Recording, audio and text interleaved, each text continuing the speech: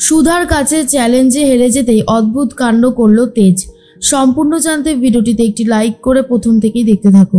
গল্পের শুরুতেই দেখা যায় সুধা নিজের জীবনের অনেক পুরনো কথা তেজকে বলতে থাকে, আর এটাও বলে, মিস্টার বসু মল্লিক, আমি চেয়েছিলাম আপনার টাকাটাকে শোধ করে দিতে।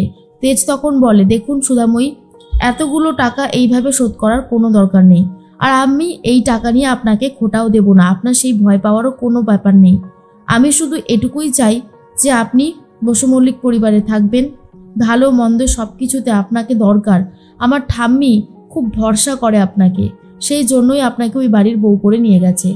আপনি ওই বাড়ির বউ, আপনি বাড়ির সবাইকে দেখে শুনে রাখবেন, নিজে ভালো থাকবেন আর সংসারটাকে সামনে রাখবেন। ব্যাস এইটুকু করলেই হবে, আর বেশি কিছু করবার দরকার নেই। কিন্তু আপনি যেটা করছেন সেটা আমি ভাবতেও পারছি না। আমি আপনার জন্য পর্যন্ত ঠাম্মিকে মিথ্যে কথা বললাম। আপনি বুঝতে পারছেন তো যে আমি কত বড় অন্যায় করেছি? সুধা বলে, এখানেই তো আমার প্রবলেম। আমি এটা বুঝতে পারছি না যে আপনি কেন এই জিনিসগুলো করলেন। যাকে আপনি পছন্দ করেন না, যার কথা ভাবতেই আপনার ঘৃণা লাগে, তাহলে তাকে কেন বাঁচাতে চাইলেন? ঠাম্মির সামনে কেন মিথ্যে কথাগুলো বললেন আপনি? তখনই তেজ বলে, দেখুন, আপনি না বেশি বকবক করবেন না। আমি যেটা বলছি সেটা কান খুলে শুনুন। আপনি উল্টো কথা কেন বলছেন? এরপরই সুধা বলে, আমি ভুল কিছু তো বলিনি।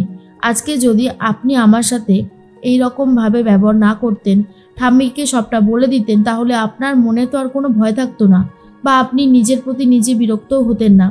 এরপর সুধার কথা শুনে তেজ বলে, সব কথা থাক, আপনি চলুন, ফিরে চলুন। এর মধ্যেই ঠাম্মি চলে এসেছে আর বলে, তেজ বাবা, তুমি কখন এসেছো? তেজ তখন বলে, এই তো ঠাম্মি, একটু কাজ ছিল তাই এসেছিলাম। এরপর ঠাম্মির পায়ে হাত দিয়ে প্রণাম করে আর হাত জোর করে ক্ষমা চেয়ে বলে, ঠাম্মি, আগের দিন আমি খুব খারাপ ব্যবহার করেছিলাম, এমনকি পুলিশকে নিয়ে আসবো বলে ভয়ও দেখিয়েছিলাম। আমাকে ক্ষমা করে দেবেন, আমি আর কখনো এমন অন্যায় করব না।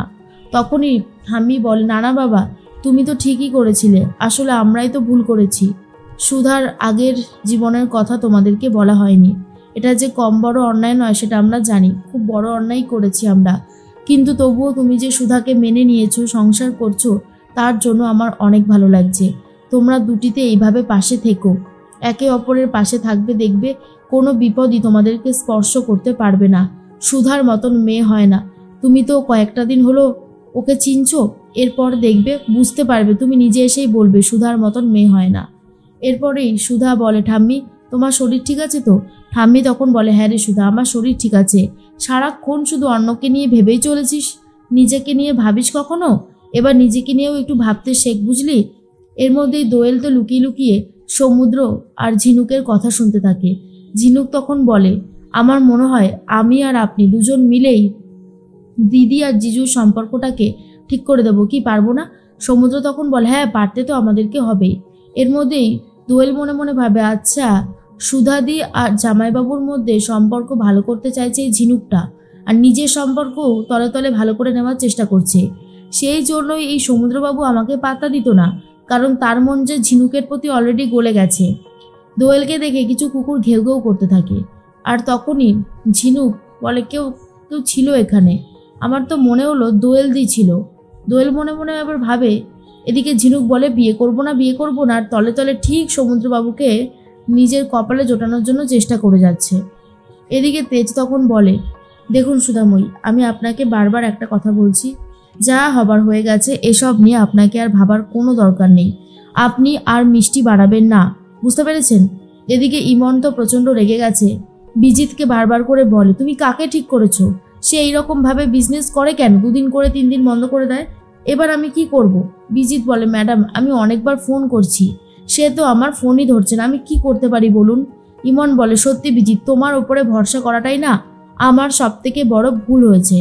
এরপর বিজিত ঝিনুককে ফোন করে আর বলে, হ্যাঁ রে সুধার কি হয়েছে রে? এতবার ফোন করছি, ফোনটা ধরছে না। কত বড় একটা অর্ডারের লিস্ট এসেছিল। আর তখনই ঝিনুক সবটা বলে দেয়, আর বিজিত তো শুনেই একেবারে ভয় পেয়ে গেছে, আর কি বলবে নিজেই কিছু বুঝতে পারে না। ঝিনুক তখন বলে, সত্যি কথা, দিভাই কয়েকটা টাকা ইনকাম করছিল, সেটাও বন্ধ হয়ে গেল। এর মধ্যেই সুধা বলে, আচ্ছা মিস্টার বসু মল্লিক, আপনি একটা কথা বলবেন? আপনি তো সবসময় ন্যায়ের প্রতীক। এই যে ঠাম্মি মেয়েদের বিষয়ে এত এত কঠিন কঠিন সিদ্ধান্ত নিয়েছে, আপনার কি মনে হয় এগুলো সব ঠিক সিদ্ধান্ত? কি হলো, উত্তর দিচ্ছেন না কেন? তেজ তখন বলে, আমি ন্যায় অন্যায় বিচার করার মতন কেউ নই। আমি আমার ঠাম্মিকে খুব ভালো করে মানি, তাই কথাগুলো বলেছি। এরপরে সুধা বলে, মা, মেজো মা, দিদি ভাই এরা সবাই অনেক কষ্টে দিন অতিবাহিত করছে। আপনি কেন বুঝতে পারছেন না? ঠাম্মির কিছু কিছু সিদ্ধান্ত বদলানোটা খুবই দরকার, না হলে এর পরে ওনারা কোণঠাসা হতে হতে একেবারে শেষ হয়ে যাবে। তেজ তখন বলে, কিছু কিছু জিনিস আর বদলানো যায় না, ঠিক করা যায় না, বুঝতে পেরেছেন?